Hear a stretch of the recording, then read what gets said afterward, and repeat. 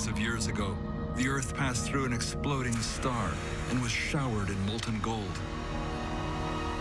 The Incas called gold the sweat of the sun and told their stories with it. The Egyptians saw it as the breath of God and buried their pharaohs in it. I kind of think that gold has an allure that is rooted somehow in our collective unconscious. In India, the Golden Temple of Amritsar is a sacred destination, a reminder of how most of the great religions celebrate gold. In all of the world, no other word still evokes such wealth and power. If you ever look at gold, it's an extremely beautiful. I mean, if I'd rather have a gold coin than a mass of paper dollars. The gold coin is going to survive forever, and the paper dollars are going to be destroyed. The Romans called gold the muscles of war. With gold, a triumphant Napoleon gilded Paris. To finance the Third Reich, the Nazis were determined to capture the gold of Europe. Gold was the ultimate guarantee of national survival. Even today, gold shines in the world of high finance. Gold is the largest commodity market on the planet Earth. They make billions of dollars in a single day by manipulating the market. From China in the east to America in the west, the question ricocheting around the world is simple and troubling. Where is the gold? Is America's gold in Fort Knox? And if so, who really owns it? I think you have to assume that all the gold's not there. How is it possible that for every 100 ounces traded on electronic exchanges, there may not be even 1 ounce of real gold backing it up? The term Ponzi scheme comes up. The customer or client thinks he or she has something, but doesn't. There's not a lot of it. All the gold ever found would only create a cube 70 feet by 70. Even melted down, it's just enough to fill 3 Olympic swimming pools. Yet gold's magic continues to keep us in its thrall.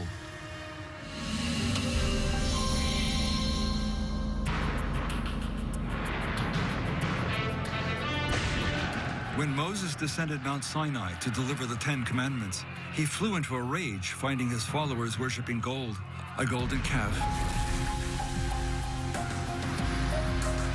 Today, Western central bankers get almost as frustrated at those who stubbornly value gold over paper money. While India, China, and Russia buy gold by the ton, the big Western nations would prefer gold remain in a museum.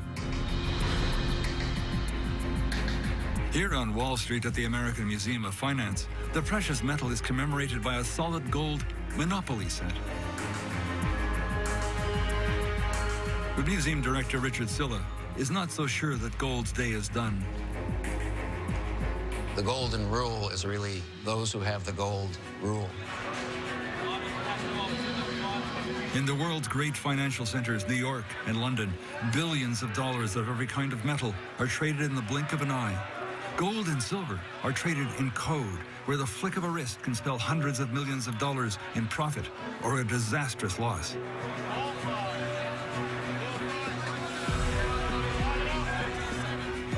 Andrew McGuire has moved in that world as a precious metal trader for decades. I've specialized in gold and silver trading for the last 30. In fact, I view gold and silver as my children. I know everything about the gold and silver market. I know why they move, and I know who's behind it.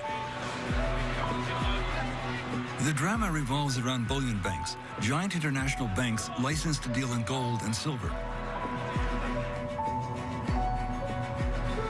McGuire says that week after week, some gold and silver traders bragged about how they used insider trading to manipulate the price of silver and gold. But it was a bottle of champagne that drove McGuire to become a whistleblower.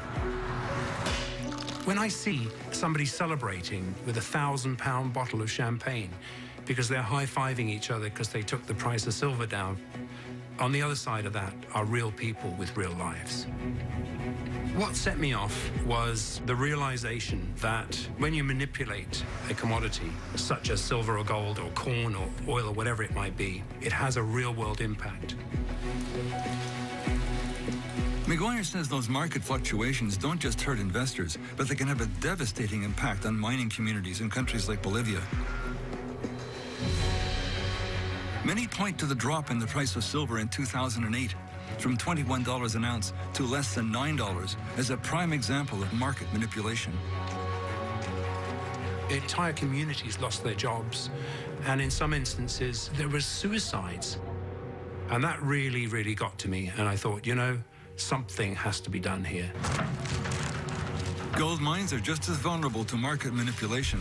Extraction of the precious metal from the ground has changed little in thousands of years. To produce 1 ounce of fine gold requires an average of 38 man-hours, 1,400 gallons of water, and liters of cyanide. In South Africa, 400,000 men, 90% of them black, toil in mines deeper than 2 kilometers in temperatures greater than 130 degrees. The history of gold is stained with the blood of those who toil for it. Its dark power has been used for centuries to finance everything from war to mass murder. Historian Duncan McDowell. Countries with gold were countries that wouldn't be pushed around, that could fight wars, that could build up their economies. So this notion of gold as being the kind of foundation plate of national sovereignty was fundamental to the way the Western world saw itself. Gold was a driving force in the Second World War. In late 1938, Austria welcomes Adolf Hitler as a conquering hero in the land of his birth. But the image of a powerful Führer cloaks a surprise weakness.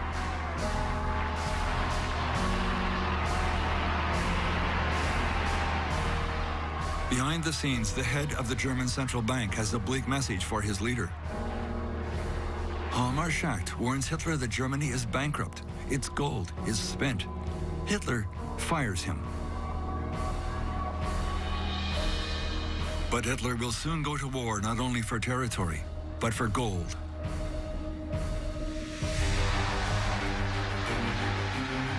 In 1939, Hitler captures Austria and Czechoslovakia without firing a shot. A special Nazi unit seizes their gold. Next, the Germans invade Poland. Poland fights back. The Polish army and resistance are ordered to hold out long enough to get Poland's gold out of the country. 75 tons of gold, worth billions of dollars today, are launched on a perilous journey through Romania, Turkey, and Lebanon, traveling south and east before arriving in France. But the gold would not be safe for long. In June 1940, Germany invades Luxembourg, Holland, Belgium, and France. The 14th of June 1940, the Germans occupy Paris, which surrenders without a fight. The Nazi gold squad arrives here at the Bank of France, demanding the gold of France, all $3 billion worth. But historian Didier Brunel says they were met with a big surprise. They demanded to go into the vault and saw that it was empty. Of course, they were furious. French central bankers had planned for this moment for years. Ever since Hitler came to power, the French began hiding the gold in 51 separate caches around the country, always less than a day's drive from an escape port. Now France prepares to get the gold out of the country.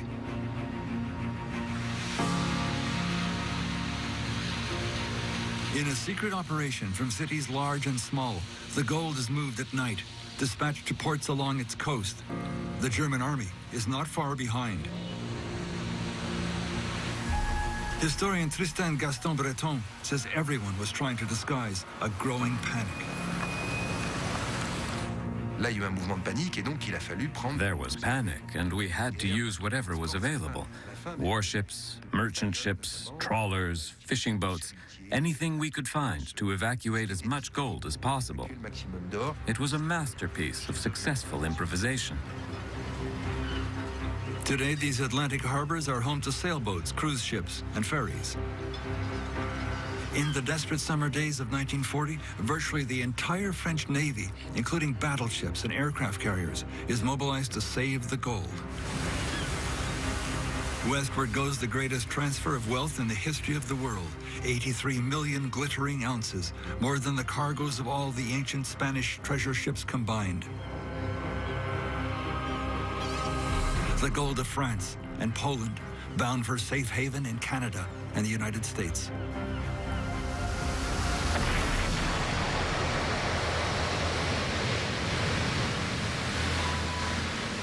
It's still unknown how many ships carrying gold and silver bullion were lost to German submarines during the 2 world wars.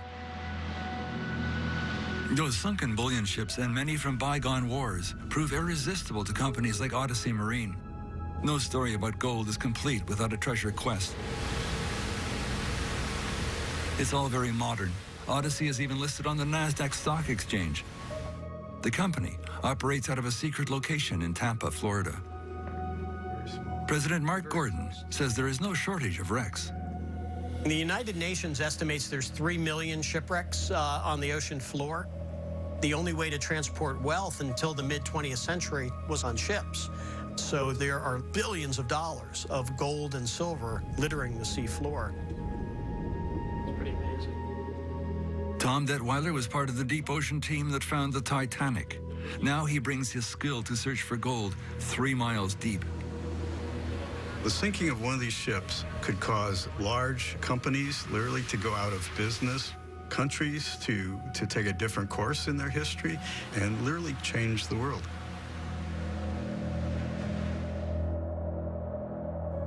When we come back, gold and the ghost of Imperial Spain.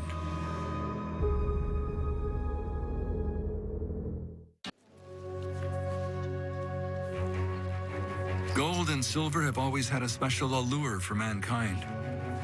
Since the dawn of civilization, men have been willing to risk everything for these precious metals. Odyssey Marine's Tom Detweiler. It was always something special, and one of the reasons is its permanence. It can lay in the bottom of the ocean for hundreds of years and come up and it's still shiny. It's still got all the detail in it. It's perfectly preserved. In 2007, Odyssey Marine was mapping the ocean floor off the coast of Portugal when they got lucky. It was a giant spill of gold and silver coins resting on the ocean floor. Odyssey could not identify a shipwreck in the area, which deepened the mystery. But immediately, they knew they had something big. What we found really wasn't a shipwreck anymore. It was just the remnants of the cargo that had been aboard that ship. Lots of coins, because we found about 600,000 of them, and we know there's still many more down there. We suddenly realized this was a very large vessel that had had something very catastrophic happen to it. They transported the find to Florida. The trove was estimated at $500 million.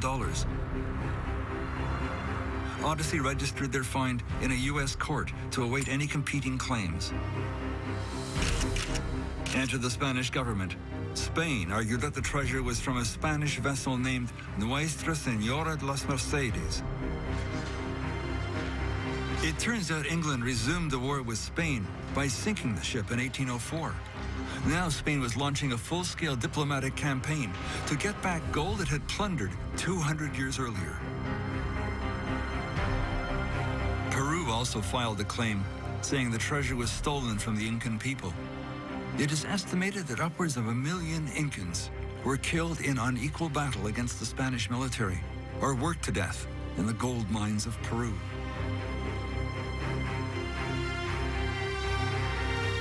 Their claim was dismissed. The court ruled Peru was only a Spanish colony at that time and had no claim on the treasure. Even the U.S. government got secretly involved. A WikiLeaks document reveals that to help a wealthy political donor recover a painting lost in Spain during the Second World War, the U.S. government made an offer.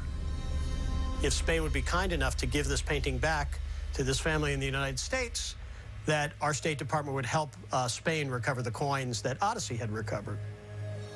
After spending $2.4 million recovering the silver and gold, another $2 million on legal fees, Odyssey was ordered by the court to hand the treasure over to Spain.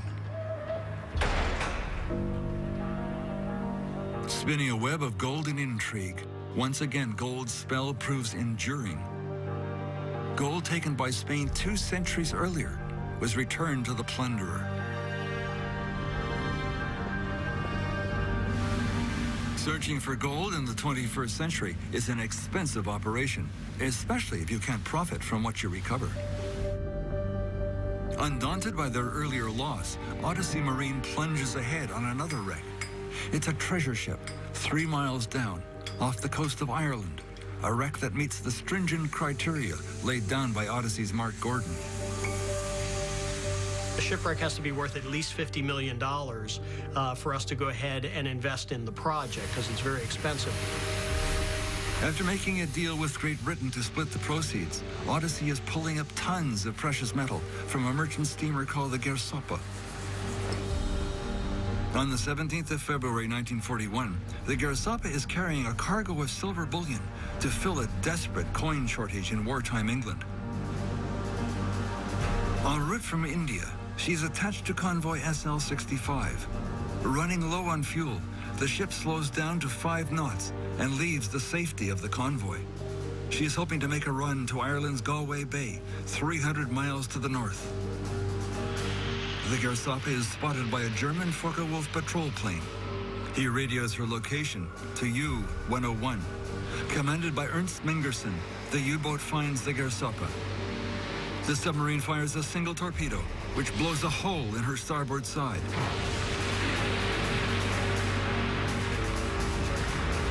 She sinks in 20 minutes. Only the captain survives. There were a lot of valuable cargoes moving during wartime. Ships carrying gold and silver because they had to pay for munitions, pay for supplies, pay the troops. The role played by the gold of England is one of the best-kept secrets of the Second World War. In 1940, England stands alone. The War Cabinet meets in this London bunker with the knowledge that France is in the hands of the Nazis and America is remaining steadfastly neutral. With a Nazi invasion that could come at any time, Churchill issues a secret order. To keep it out of Hitler's hands, all of England's gold must be dispatched across the North Atlantic to refuge in Canada. Historian Duncan McDowell. Britain wants gold not only in its own pocket in England, but it wants it stored offshore in case, worst case scenario, Hitler comes across the channel. Churchill and the government has to leave and they have to run a government in exile. They want money to do that. Tied to the London docks sits HMS Belfast. It's a sister ship to the cruiser Emerald, selected for the dangerous task of transporting England's fortune. In the early summer of 1940, the first shipment is loaded aboard the Emerald. The gold is crated in small boxes, 2,229 of them, with a market value today of $9.9 billion. The British realized it might look like their government was panicking, was preparing for the absolute worst outcome. So the British keep it very hush-hush. The operation codename is deceptively simple: Operation Fish. On the 23rd of June, 1940, the Emerald puts out to sea, destination Halifax, Nova Scotia. British coastal waters are especially dangerous. The Emerald is given a heavy escort for the first stage of the voyage. Then the cruiser is hit by a savage North Atlantic storm. It almost capsizes.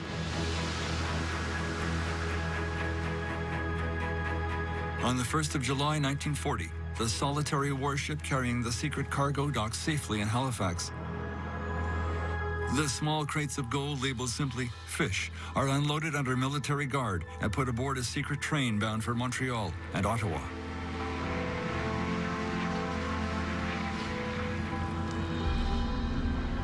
In Ottawa, the gold is stored in the vaults of the Bank of Canada. In Montreal, the precious cargo is put in the vaults of the Sun Life building, then the biggest building in the Commonwealth. There would be many similar voyages, but for the duration of the war, not a word leaks out.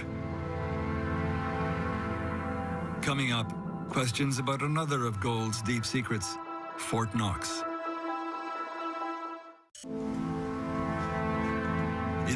of 1940, from Holland in the west to Hungary in the east, Hitler is filling his war chest with 600 tons of looted gold. The stolen gold buys oil and armaments from neutral countries like Sweden and Switzerland. Britain counters by shipping gold bars from Canada to the U.S. to buy weapons and warships. The law enabling the sale by neutral America is called cash and carry. The war, however grimly it turned out, was a huge kind of jolt to all the economies. And America, since it had stayed neutral, yes, could benefit from this surge of British purchasing. Orders expected to reach $1 billion for over 7,000 pursuit ships and bombers will mean jobs for additional thousands of skilled workers and a tremendous boon to the nation as a whole. While the gold of England helps lift America out of the Great Depression, the gold of France sits on the sidelines when it is desperately needed. Churchill asks France to release its gold to help England's war effort, which includes the liberation of France. The leader of the Free French, Charles de Gaulle, refuses.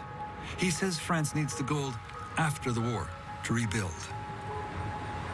Britain is in a really devilish position after the war, having used up their gold during the war. The French have a kind of bounty waiting for them at the end of the war.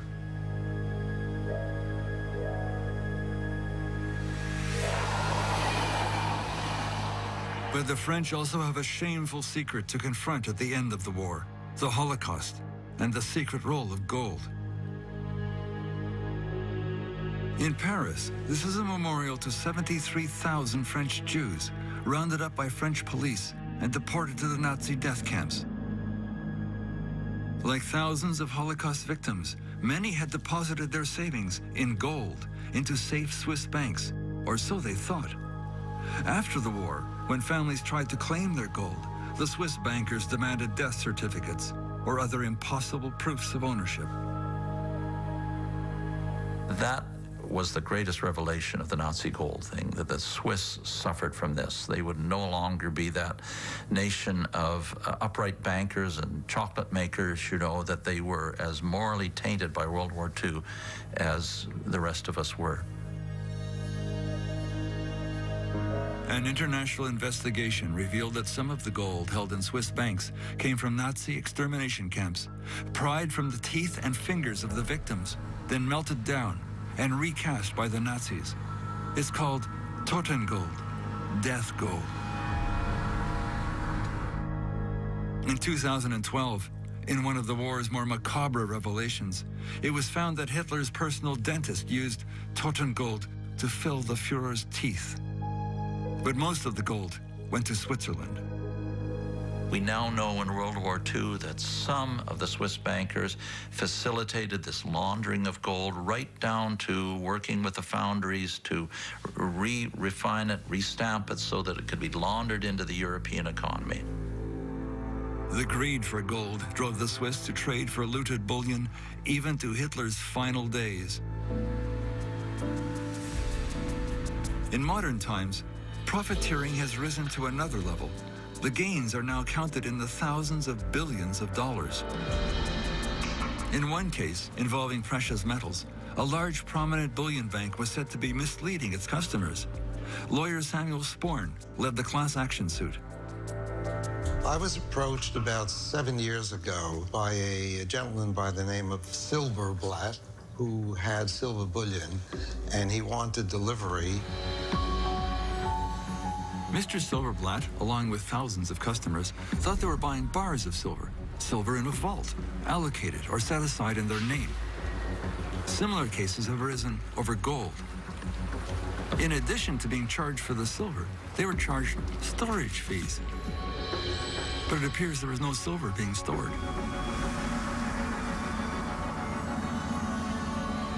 Nowhere is it stated in clear, good English language that we are not purchasing actual commodity, gold, silver, or platinum. It's only unallocated, and it's a paper purchase. It's a position you have. You do not own the physical commodity. And then the customer says, my goodness gracious, I've been paying storage fees for 5, 10, 15, 20 years, whatever it may be. Why? The client is led to believe that he, she, or it has ownership. So that is the fraud. The class action suit was settled in favor of those suing before it came to trial. They recouped $4.5 million in storage fees, plus interest. When it comes to buying large quantities of gold and silver, traders speak a language very few would recognize. Contracts, contangos, and coiling. Algorithms and spoofs. Just a few words to describe actions that can produce staggering profits. Whistleblower Andrew Maguire describes a bank robbery, but in this case, Maguire holds the opinion that the bank is doing the robbing. It's no ordinary bank, it's a bullion bank, an international bank licensed to deal in gold and silver. We're showing this in silver because it's easier to see. But in gold, gold is the largest commodity market on the planet Earth. And yet, we've got the same thing going on in the virtual world of gold. Here's how it worked. Traders waited for most of the major markets from Shanghai to London to be closed. In New York, a gold and silver market called the COMEX was open, and this is where they concentrated their dealing. This is a virtual world. This is not real physical. There's no numbered bars necessarily behind this. Essentially, you've created electronic gold and electronic silver. Trading anonymously, the players use what are called algorithmic trading systems to move in and out of futures contracts in the blink of an eye, 400 contracts a second. Each contract represents 5,000 ounces of silver. Suddenly, someone gets the idea to sell nearly 45,000 contracts. Such a massive wave of selling immediately drives the price of silver down. Investors, big and small, try to cut their losses and sell as the price drops. Anyone not in the game gets clobbered. I know people who trade in the hundreds of contracts, who lost, had everything taken out. Then, without warning, the mysterious seller reverses course and starts buying the electronic silver back.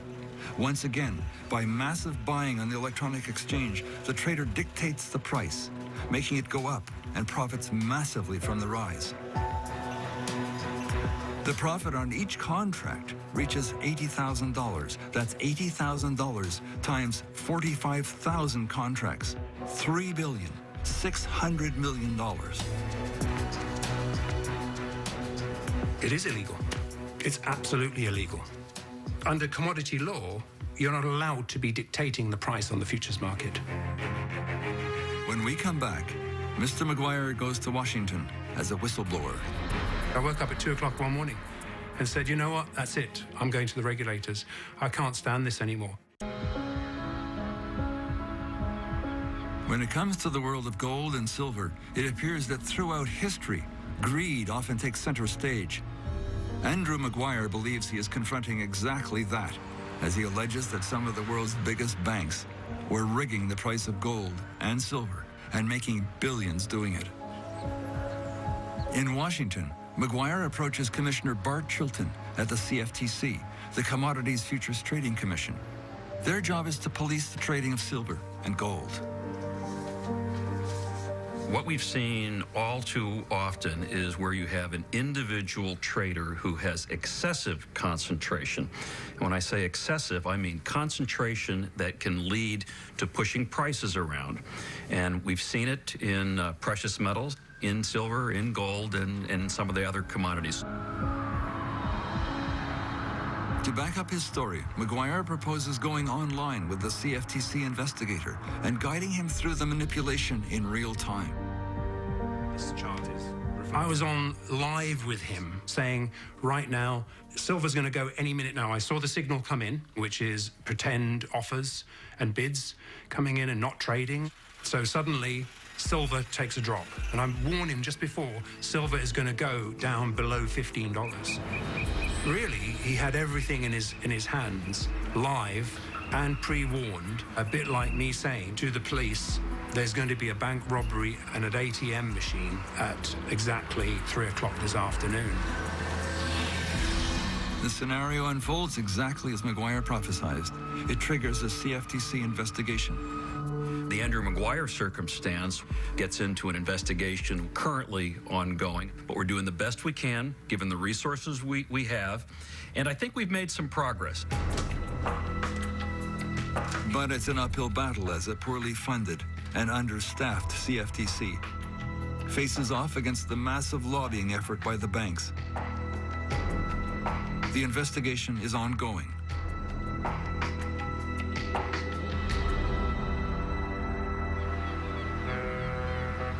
Across most of the world, the tallest building in almost every major city is a bank tower, cathedrals of finance. The Royal Bank building in Toronto takes the cake.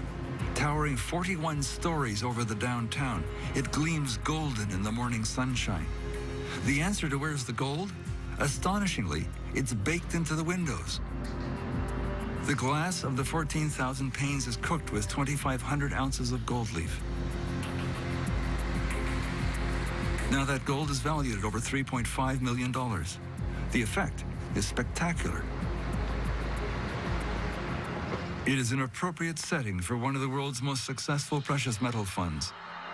There's a king of The fund is run by the billionaire philanthropist Eric Sprott. He says the history of the world is the story of gold. The oldest coin we have is from Ionia, and it's dated 580 BC. And some over here as well, I guess, that are Roman. Pinned to the wall in contrast is $1 trillion Zimbabwe note, an inflated fate Sprott believes ultimately awaits most paper currency. All of the gold in the world ever produced is still above ground because people don't lose track of gold. For his investors, it's critical for Sprott to keep track of gold, and right now, he's convinced there's something wrong with the arithmetic. He has assembled a team to track gold internationally, headed by economist Frank Veneroso, a legendary gold analyst. The gold market is a very shadowy market. It operates in all kinds of countries where there's very, very little in the way of organized information, data collection, what goes on with central banks and bullion banks. They never tell you. They never expose themselves. In the year 2000, Veneroso conducted a forensic investigation of the movement of gold from government banks to the bullion banks. He discovered they had been covertly leasing their gold on a massive scale. Bank of England gold, for example, was leased to bullion banks. In turn, the banks took the rented gold and sold it. The way that was done is that there would be an armored car. It would take it to Stansted Airport. That would then be flown to Switzerland. It would be re-refined in a refinery in Switzerland, which then produced little bars and big bars, which were then turned into jewelry, which was then hanging on the women of the world, right? Where is that gold now? That gold isn't around. It's not in a depository anymore. Yet while the gold is gone, the Bank of England or Fort Knox, for example, can still claim to own the gold because it's on their books as rented, not sold. It's a dangerous game. Gold has always been seen as the canary in the mine, a barometer measuring the world's economy.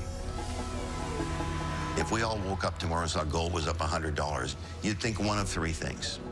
You'd think there's a problem in the financial community, a war has started, or somehow we're going into hyperinflation.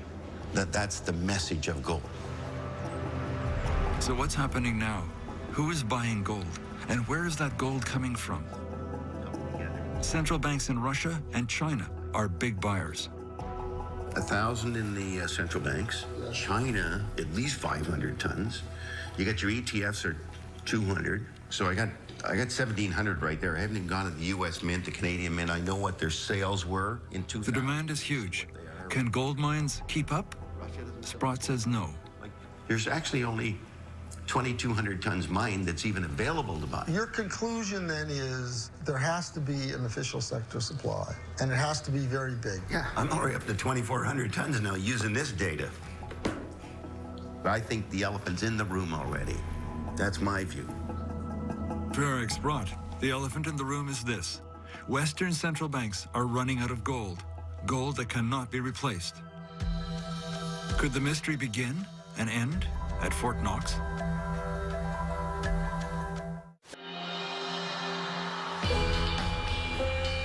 Goldfinger.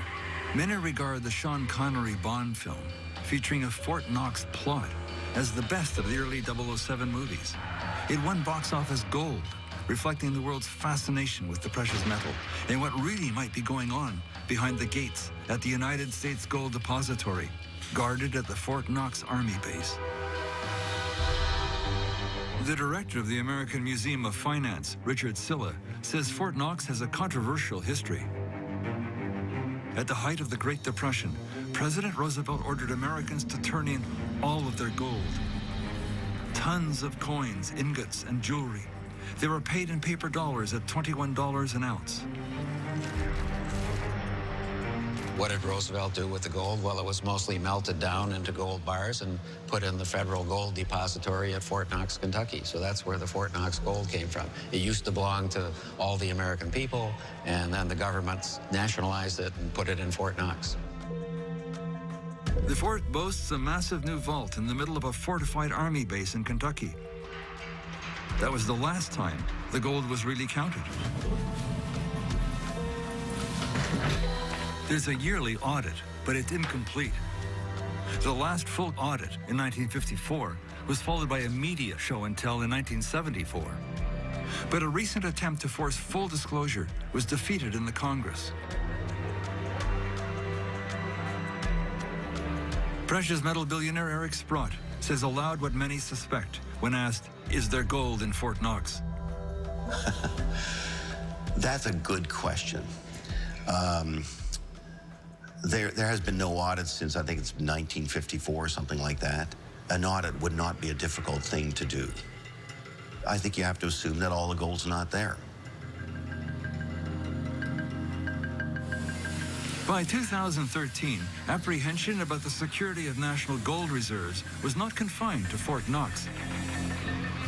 Venezuela took everyone by surprise by staging a political drama with gold front and center. It was really amazing to see people marching alongside the armored trucks bringing in the gold to the country. Nations like Venezuela know that blood, war, and conquest often flow like molten gold.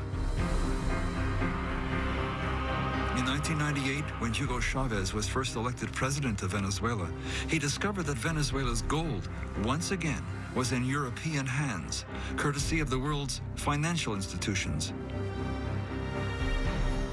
Journalist Eva Gollinger has written about the country's finances for years. The International Monetary Fund, the World Bank, told the Venezuelan government that in order for them to be able to secure loans and to prosper in the long term under this new type of neoliberalism, they needed to send their gold to be stored in banks outside of Venezuela. With gold brick in hand, Chavez began a campaign to explain to the people of Venezuela why he believed it was a bad idea for the gold to be out of the country.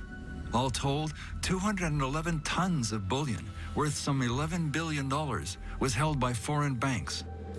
And it wasn't until President Chavez realized that Venezuela's gold could be in jeopardy, being stored in banks in the United States and in Europe where there were extreme financial crises occurring, that the gold of Venezuela could somehow be used by these banks to cure their own internal financial woes.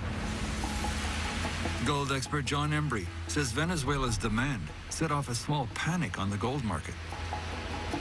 Venezuela's gold clearly was not allocated, that is, set aside in a vault with Venezuela's name on it.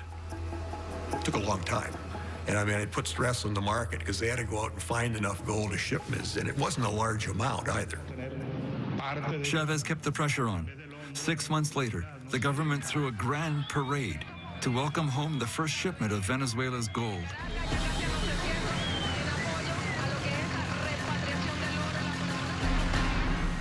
Like England and France during the Second World War, Venezuela came to understand the power of gold as a guarantee of national sovereignty. But other countries haven't been so successful when they tried to repatriate their gold. Most of Germany's gold is stored in New York at the Federal Reserve Bank, the Fed. But when the Bundesbank, the German central bank, asked to see their gold in 2012, the Fed appears to have refused access, citing security concerns. Now Germany's asking for the gold back. Eric Sprott is convinced most of the German gold is gone. Well, it's obvious they don't have all their own gold. I mean, they basically said that. We have some gold in our vaults and we have some gold elsewhere. And I don't think it's defined even how much they have in Germany. I would bet that the Germans don't have access to the gold they think they own. Canadians, too, may be in for a shock. The nation's central bank boasts a modern headquarters that has won architectural awards, but no prize would be awarded for how they have managed the best performing asset of the last decade. The Canadian answer to "where's the gold" is simple. Except for a few bars, it's gone. All gone. Despite its international reputation for gold mining and mine financing, Canada has sold off its multi-ton gold reserve over the last 3 decades. I think it's important that the country, in order to have some strength within the international financial community, has some gold. Gold analyst John Embry says a monumental shift is underway in the world of gold. What people in the West don't seem to realize, I think they're making a ghastly mistake, is that the people in the East, the Chinese, the Vietnamese, Indians, Russians, they delight in this opportunity to buy the cheap gold. So it's going west to east. And as an old adage, gold goes where the wealth is being created. I mean, it doesn't say a lot about the future of the West. Behind the castle walls of the Royal Canadian Mint, modern alchemists are casting gold ingots and 1-ounce golden leafs to feed the growing hunger for gold.